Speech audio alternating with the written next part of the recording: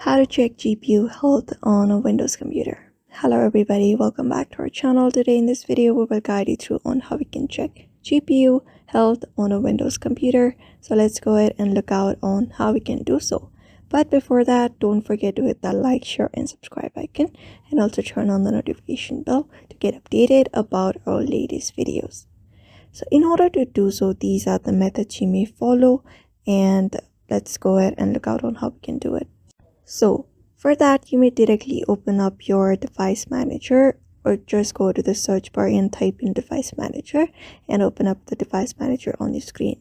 After opening up the device manager, here on the screen, you're going to locate the option called device adapters here. Just drop down that option and you're going to go ahead and right click on your driver. Go ahead and click on properties of your graphics card here, right here, and this will appear on your screen.